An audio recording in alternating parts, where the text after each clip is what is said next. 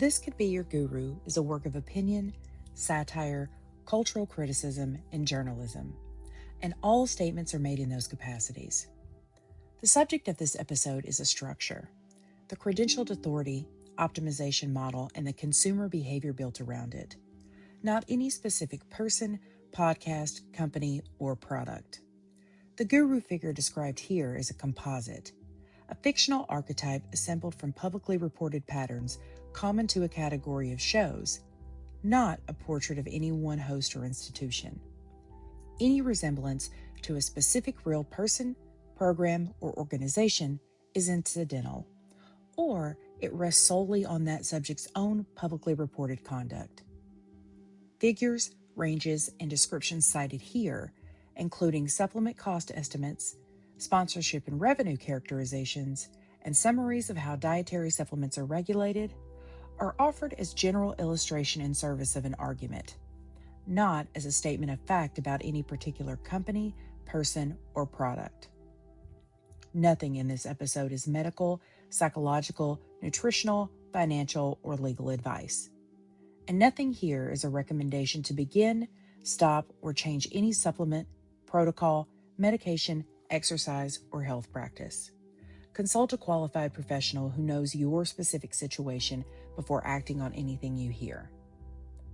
References to any practice, product, supplement, credential, or category are for purposes of commentary and criticism only, and do not constitute endorsement, affiliation, sponsorship, or recommendation of any kind. By listening, you accept that any decision that you make in response to this episode is your own responsibility. This episode discusses male loneliness, psychological distress, and the gap between who you intend to be and how you actually live. If any of this lands close to something that you are carrying, that feeling is valid, and you don't have to sit with it alone. Support resources are linked in the show notes.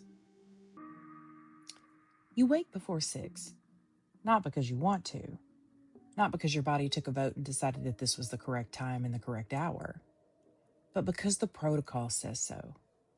And there is a difference between those two things, between your wanting and your body's clock and what the protocol says. And that is also something that the protocol is not interested in acknowledging. You go outside immediately. No phone, no coffee, no food. You face the direction of the sunrise and you let the light hit your eyes at a specific angle for a specific number of minutes. Because this will reset your circadian rhythm and optimize your cortisol pulse and make sure that the rest of the day's neurochemistry runs right on schedule. You are standing in the cold. Maybe you're in your socks. And you're squinting at the sky. Because a man on a podcast explained the mechanism of morning light exposure with enough specificity that skipping it now would feel like not brushing your own teeth. You have not had breakfast, and you won't for another hour at least, because the protocol says that morning fasting optimizes something: your metabolic flexibility, your growth hormone impulse, the ratio of one specific thing in your body to another specific thing. You know the name of the ratio.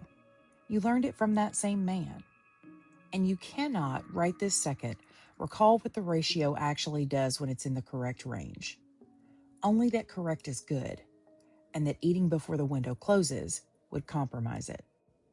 You have taken 11 supplements, not because you feel deficient in 11 different things, but because the protocol has 11 separate optimization targets: sleep architecture, testosterone, focus, inflammation, the gut-brain axis, cognitive performance at different hours of the day. Each one has a name and a dosing rationale and a peer-reviewed paper somewhere back in its family tree. And you do know which paper roughly for about 6 of them. You're working on the other 5. You will take 8 more supplements at lunch. The timing matters. Some of them have to go with fat, and some can't be taken near others because they compete for the same absorption pathways. You keep a note in your phone about which ones can't be stacked, and you consult the note. It is, for the record, a Tuesday morning, and the person who designed your Tuesday morning has never even met you. They don't know your age, your health history, your stress load, or the specific tangle of choices and luck that produce the body that you're out here optimizing. They designed a protocol for a general audience, and you adopted it as a personal prescription. You are, in their phrase, your own N of one experiment, which sounds like autonomy and is also exactly how a person ends up taking 19 supplements before lunch on a Tuesday without a single human being having looked at them and said, hey, you need these. And that person is today's guru. And here's the thing, they're not selling you health. They are selling you the feeling of being a man who has done the research. And that feeling, specifically and precisely that feeling, is worth hundreds of millions of dollars a year in supplement sponsorship. So today, I'm going to show you exactly how it gets built. I'm April Rain, and this could be your guru. Welcome to This Could Be Your Guru, the show where we take apart modern prophets selling belonging, optimization, or enlightenment. Usually all three, and usually bundled. Usually with a sponsor code at the bottom, and it's good for 10% off of your first order. We have now sat inside the wellness empire. The crystal eggs, the absurdly priced smoothies, the feminized luxury that turned self-improvement into a subscription. But this time, we go somewhere colder, more clinical, more peer-reviewed. The aesthetic could not be more different, but the architecture is identical. Today's guru is a type, and I want to introduce him as a type, because that's the only way that you'll actually see him. He's a credentialed scientist, a real PhD, with real research behind him, a faculty post at a university whose name does a lot of heavy lifting in a sentence. He took that credential and he built one of the biggest podcasts on the internet. Episodes that run 3-4 hours, cite dozens of papers, and have produced, in aggregate, a global community of mostly men who have rebuilt their mornings, their supplement shelves, their screen habits, and their entire understanding of their own brain chemistry around his guidance. Now, I'm not going to give him a name, and that's not to protect anyone either. And it's not because there's only one of him, because there's the exact opposite. There is more than one of him. The naming is a trap. The second that you pin this on one famous person, the episode becomes about whether that guy is good or bad, and you stop watching the machine. And the machine is the entire point. The man at the center of it is replaceable. Swap him out and the structure keeps running, because the structure was never really about him in the first place. So we'll just call him the professor, and we'll keep our eyes on that architecture I mentioned. Okay, standard disclaimer, and I mean it. This is a cultural analysis. This is not a hit piece. The professor is a composite, a pattern assembled from a whole category of very real shows, not a portrait of any one host. And any resemblance to a specific person is the resemblance of a type to its example. The critique is structural. So let's open it up. Every guru needs an authority claim. It's the first move, before the protocol, before the community, before the supplement code. The authority claim is the thing that converts a person with opinions into a person whose opinions outrank yours. Strip it away and the guru is just a guy who wakes up early and takes a lot of pills. Last week's guru ran on celebrity. The claim was, I am famous, I am aspirational, I am living proof that this works. Celebrity authority is emotional. You want to be them, so you trust whatever they trust. And it's fragile in a very personal way, because celebrity tarnishes, and celebrity can be wrong out loud, where everybody else can see it happen. The professor, however, well, he runs on something sturdier. He runs on the institution, the credential, the brand name university that in the American imagination stands in as a signal for the most rigorous thinking money and merit can buy. Say the name of a school like that, and the listener's brain does a quiet, automatic thing. It files the speaker under people whose claims have already been checked, peer-reviewed, vetted, and verified by people smarter than me. And that credential? Well, it never leaves the frame. It's in the show's title, the bio, every interview intro, the way each episode gets positioned. It's not mentioned once and then sat down. It's in the air in the room. And you are always receiving this from a credentialed scientist. The institution's authority isn't borrowed for just a moment. It's leased, indefinitely, and with no end date on the contract. So here is the move that makes the whole thing work. And I want you to watch it very closely, because it is genuinely something elegant. The credential is real, and that very real credential is being applied to claims it does not actually certify. He has a real doctorate. He did real research on specific processes and specific animal models under specific conditions. The podcast cites real papers, and some of them do directly support the claims that are being made, and some of them are just adjacent. And some are studies of mice stretched on air all the way to human behavior under conditions the study was never built to test. This is not fraud. This is science communication exactly as the people who are good at it tend to practice it. The problem isn't that the extrapolation happens. Extrapolation is how science becomes useful to the rest of us. The problem is the asymmetry of certainty. The original paper is clearly hedged. The on-air version is not. The distance between a 2019 rodent study suggests a possible relationship between X and Y under condition C. And here is the mechanism, and here is why you should be building your morning around it. That distance is where the authority claim does its quiet work. The credential spans that gap.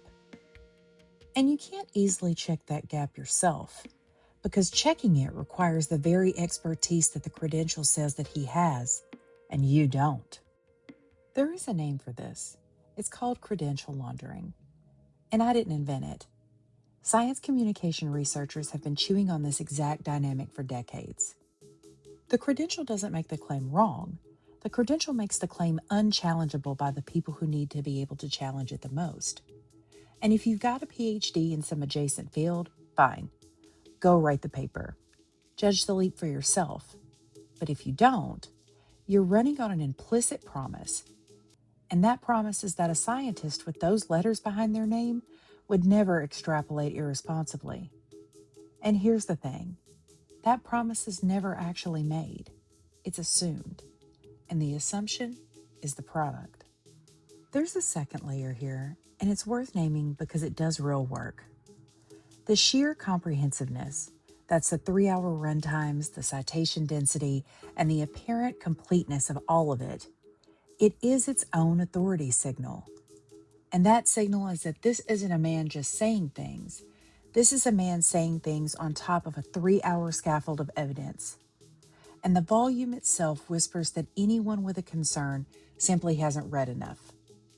Criticism starts to feel presumptuous in the presence of someone who appears to have read everything. The length is the moat, and the moat is a design choice, not an accident of the material. And the last layer is honestly the cleverest. The show aims a critique squarely at the scientific establishment, and its critique, it's partly true.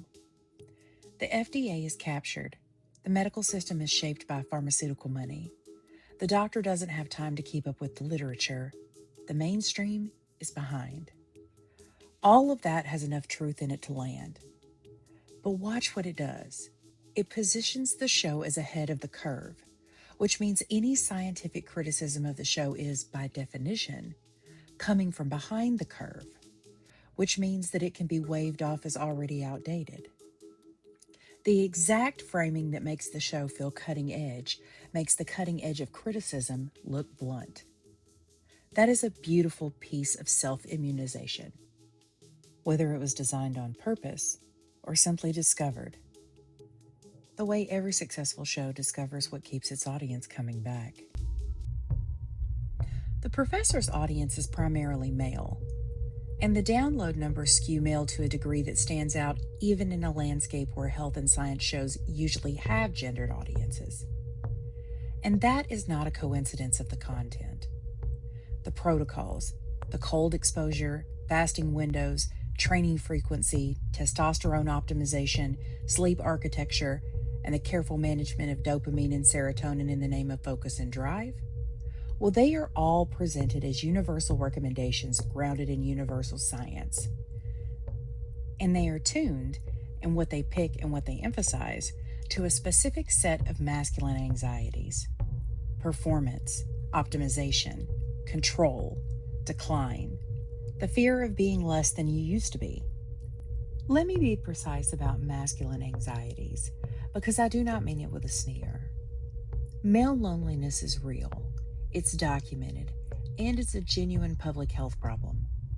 The old structures of male community, that's the workplace as a social world, the lodges, the fraternal orders, the church even, well, over the last few years, they've thinned out. And a lot of men have been left without that scaffolding and without anything new to replace it, and without permission to even name the loss. The anxiety is very real, and the need under the protocol is real. Understanding a need is not the same as endorsing the way that it's being met. And the specific anxiety that this show soothes most efficiently is the fear of being soft. Not physically, though the protocols cover that too, but soft in the mind, undisciplined. The man who hasn't optimized is the man who's coasting through life on factory settings, passive, not applying the available information to his own performance, and not, in the language that the community uses without ever quite saying it, taking himself seriously enough. The protocol is the visible proof that you do, and the man in the cold plunge at 6 a.m. in the morning is the man willing to do what ordinary men won't. The discipline is the identity, and the identity is the whole point. So the cold plunge earns its own section because it has become the totem of this particular congregation in a way that the supplement stack never quite did.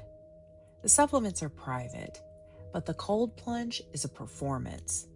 Not always for a literal audience, but there is always an audience in the head of the person that's stepping into it. You are the man who gets in the cold water. You know you're the man who gets in the cold water, and that knowledge rides along with you through the rest of the day. This isn't nothing. There's real research on physical challenge and psychological state that supports this very general idea. But the plunge is not mostly a cardiovascular intervention. It's an identity intervention. Its mechanism for action isn't really physiological. It's social and self-conceptual. The show presents it as physiological, but the community lives it as an identity. Both are happening at once, and only one of them actually gets named. And here's the genius of the design. The masculinity subtext never gets explicit enough to argue with. A podcast openly about masculinity would recruit men who already think about masculinity. Men with a set of existing beliefs and culture war coordinates that would make the whole thing legible to critics as one specific kind of project. This show recruits men who are interested in neuroscience. They come in through the door marked science, and inside they find a community quietly organized around a particular set of masculine virtues. They didn't sign up for the masculinity. The masculinity was in the architecture, not in the sign. Look at which protocols carry it. The testosterone content, the resistance training protocols built around compound lifts and progressive overload in language that quietly turns strength into a moral category. The dopamine framework, which reframes avoiding easy pleasures like social media, pornography, and single carbs as the discipline that separates the serious man from the unserious one. The cold exposure, which we covered. The sleep optimization, which sells 8 hours not as the rest that the body needs, but as a performance tool. You sleep for the work, not the body. Even recovery, the sauna, the breathing drills, that gets framed as performance readiness rather than well-being. The body is always in service of output, and the output is always in service of the optimized version of you. And then here's the move that closes the loop. The show gives these men a community, a congregation nearly, men all running the same practices, speaking the same vocabulary, and sharing the same way of knowing things. Men who, a lot of the time, arrived because they were lonely, or lost, or felt something that was off in the way that they were living, and who found, in the protocol, a way to shape a day that finally felt like it had a point, and who also found, in the other men running the protocol, something that works like brotherhood, minus the vulnerability that brotherhood usually demands. The protocol is the communion. The knowledge is the creed. The community is the congregation. Now, nobody ever called it a church, but psst, it's a church. So let me describe the business model plainly, without the charitable framing that it usually gets from the media outlets that depend on access to shows like this. The podcast is free. That's the opening move in every content to commerce pipeline that we'll look at this season. It's free and it's enormous. 3 to 4 hours an episode, weekly, on top of a back catalog that runs to hundreds of hours, all of it available for nothing. The free and the long are not generosity, they're infrastructure.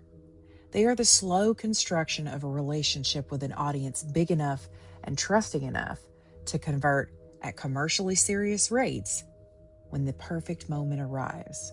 These episodes contain protocols, and the protocols are specific. They name supplements, sometimes by category and sometimes by compound, and sometimes in a way that makes taking them feel specifically and scientifically necessary, rather than commercially suggested. And the framing, it also does a lot of work. When a doctor tells you that you're deficient and recommends a supplement, it arrives in a clinical frame. Here's a problem, and here's the fix. When the show recommends a supplement, the frame is optimization. Here's a way that your performance could be better. Here's the lever. The clinical frame has a natural ceiling. Fix the deficiency and you're done. Optimization has no ceiling at all. There's always another 0.1%. The supplements carry sponsor codes.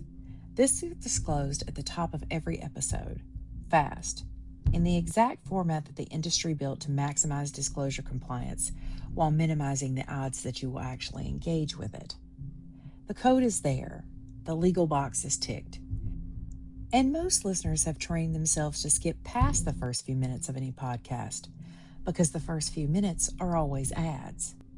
But the disclosure is still present, and it is also parked precisely where disclosures go to be not processed.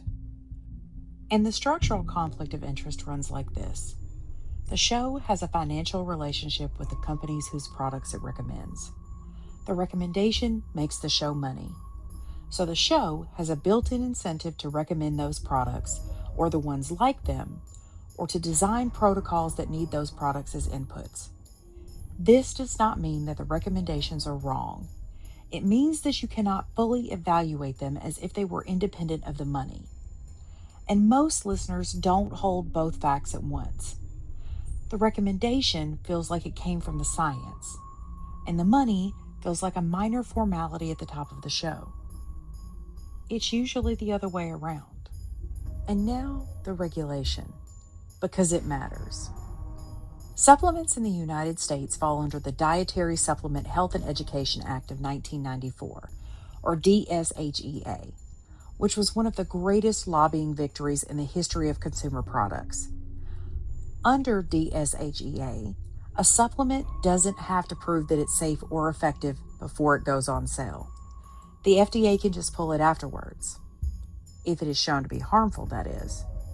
But the burden of all of that sits with the FDA, not the manufacturer, which means that a big share of the compounds in these protocols, the ones in the probably doesn't hurt, might help, evidence is early category, are in that exact same category, partly because the law never required them to be more than that before they hit the shelf. The preliminary evidence isn't a phase on the way to something firmer. For a lot of these, it's the permanent condition. Early evidence and permanent availability are two features of the very same framework.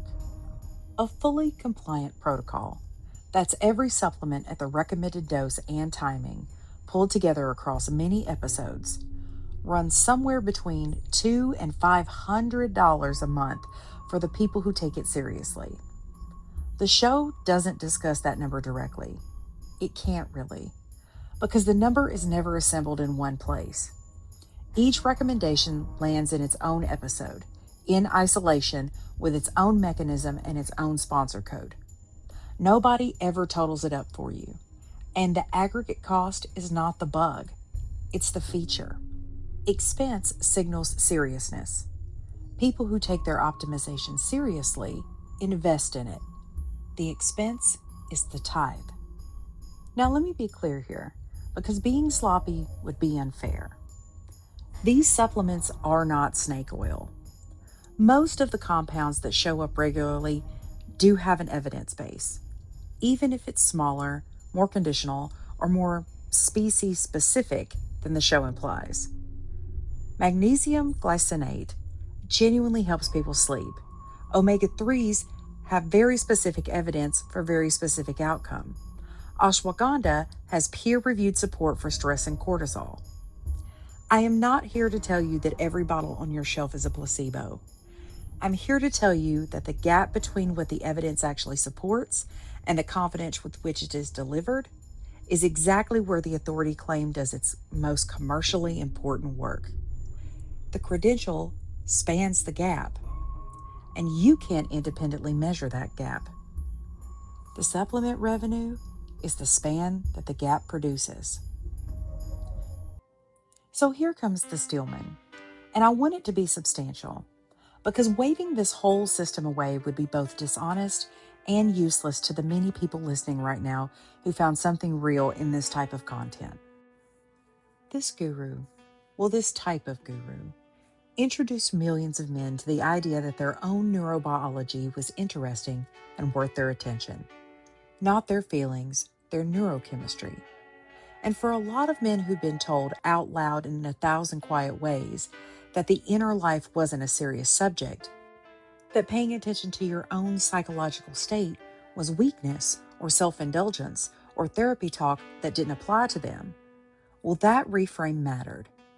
The show handed men a vocabulary for their inner experience that wasn't emotional and wasn't therapeutic.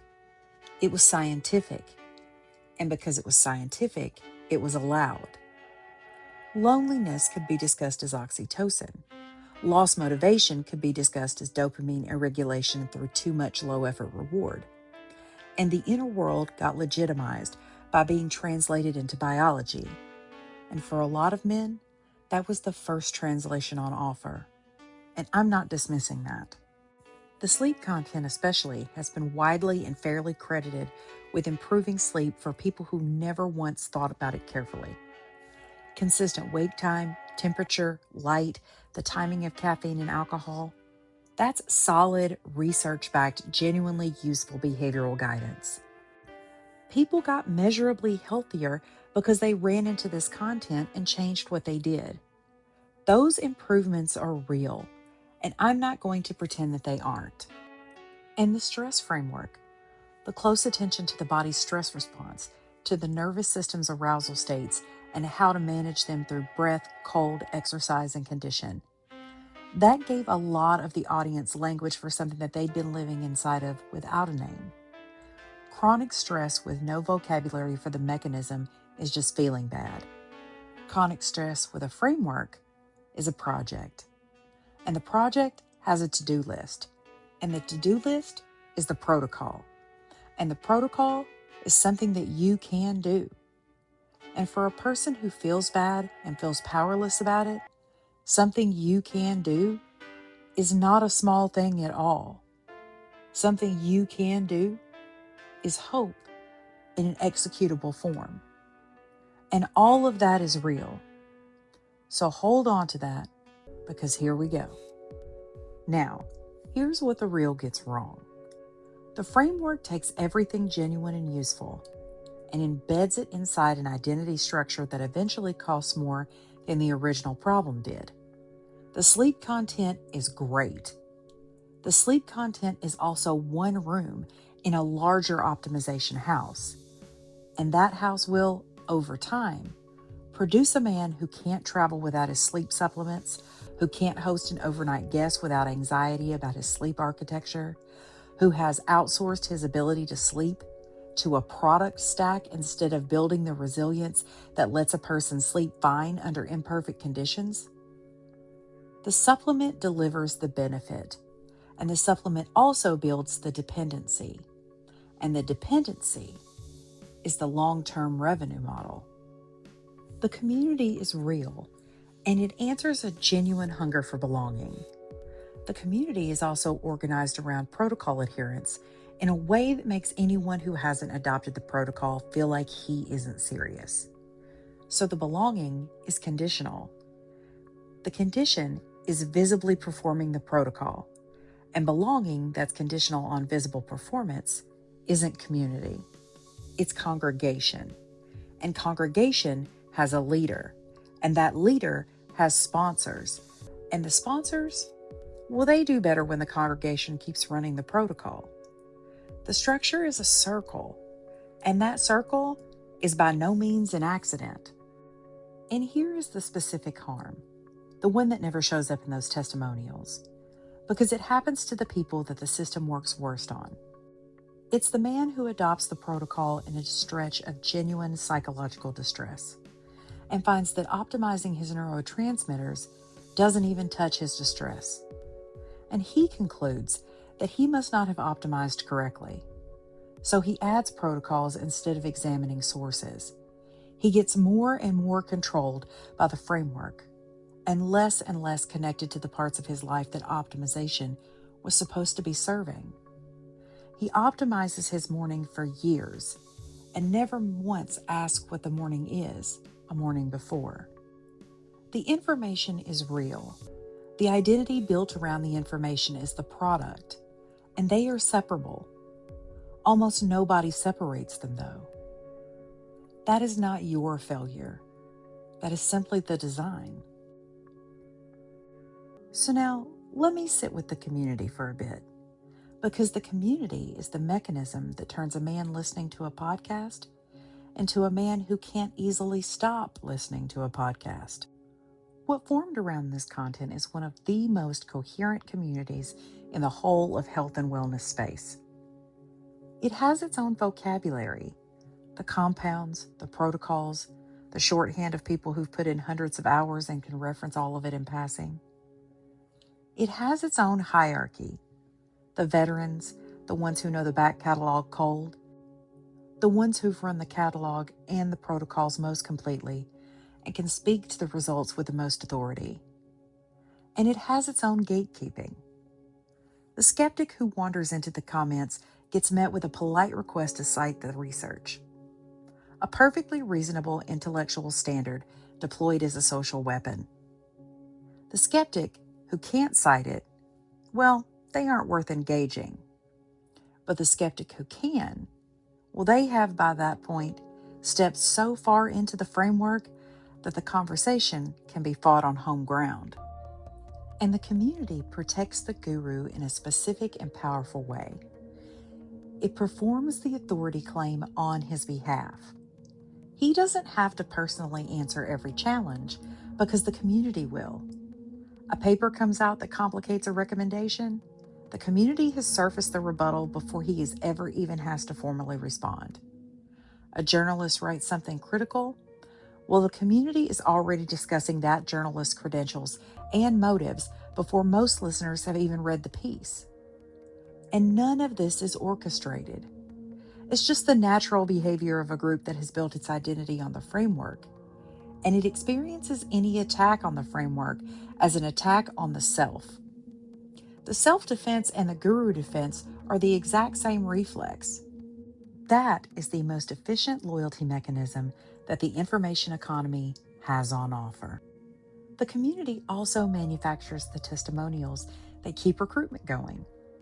A new listener shows up, goes looking for proof that the protocols work, and finds the community, full of people describing specific wins: sleep scores, cognitive performance, body composition, emotional regulation.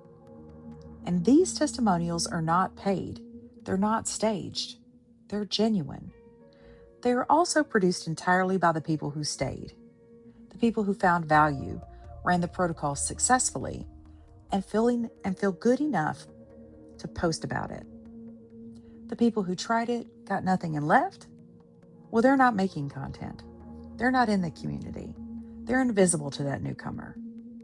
The absence of a negative signal is not evidence that there are no negative outcomes. It's just the self-selection that's built into every testimonial ecosystem. And in the end, the community is one of the most human things this whole system produces. It's a group of people who found something good together and they built a real relationship around it. The friendships are real. The shared language is real. And the feeling of being among people who take things seriously, well, that's a genuine experience of meaning. All of that is real. And all of that would still be there, even if the protocols had no commercial machinery bolted to them. The machinery didn't create the community. The machinery found a real hunger for community and built itself around it. That distinction isn't subtle, but it's the one to hold. The community is yours. The infrastructure around it belongs to the sponsors. So now I'm going to look at some signs that you might be in this one. You've explained a supplement mechanism of action to someone who didn't ask and felt a very specific satisfaction about how they reacted. Impressed or pushing back, it didn't matter. Either way, it confirmed that you know something that they don't, and both reactions were actually the point. Have you ever felt contempt for somebody else's morning routine? And I don't mean mild skepticism either, I mean flat-out contempt. The quick, involuntary read that someone just isn't serious about their own optimization. And the contempt arrived before you examined it. And it came from the community. It was never really originally yours. So here's one. You can't skip the protocol without feeling like you failed at something.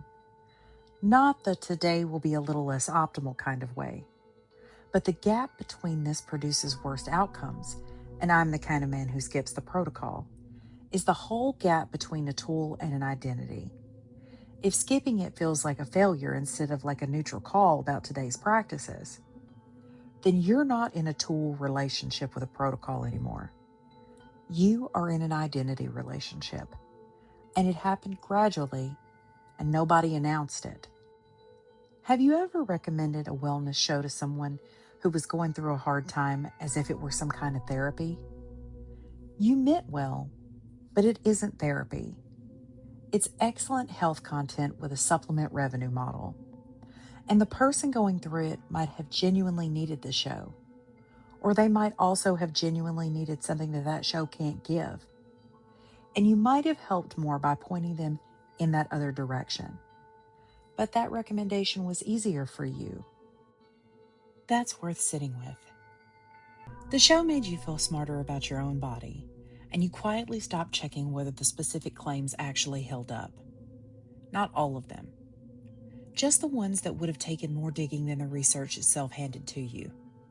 The feeling of feeling smart stood in for the work that the real evaluation takes. That's not a character flaw. It's what every one of us does with the source that we trust. The only question is whether that trust got earned through the right mechanisms or not, or if it was simply earned through the authority claim. Those are very different foundations, and they hold very different amounts of weight. The biohacking sermon works because it speaks to something real. The wish to understand your own body is legitimate. The wish to feel some agency over your health inside a system that treats you often like a passive participant of whatever it decides to hand you. That is legitimate. The wish to belong to a group of people who take themselves seriously and who take the work of being alive seriously is legitimate. Every one of those wishes is legitimate, and every one of them was there before that show came along and found it. The sermon's whole job is to make the legitimate wish and the commercial product feel like they are one and the same thing. To make the bottles of supplements feel like an expression of the wish rather than the monetization of it. And that the fusion finishes when the commercial relationship vanishes inside the meaningful one. You're not buying a supplement. You're taking yourself seriously. You're not subscribing to a lifestyle brand. You're becoming who you want to be. And the feeling becomes true. The commercial relationship is also true. Both can be true at once. And knowing that they're both true at the same time, well, that is the entire game, my friends. So all I ask is that you know what that protocol costs you. Not the supplement budget, because that one's been disclosed. I'm talking about the undisclosed costs. The hours, the rigidity, the specific little dread of the missed cold plunge. The relationship that you have to bend around the protocol instead of the protocol bending around that relationship. And the version of you that you can't reach on the days that the protocol failed or got skipped. The specific trap of being the man who does the protocol instead of a man who sometimes does some useful things for his health and sometimes doesn't is fine either way. The research is real. The protocols have value. The credential is genuine. The community is human. The supplement revenue model is also real. And all of those things are true at the same time about the same system.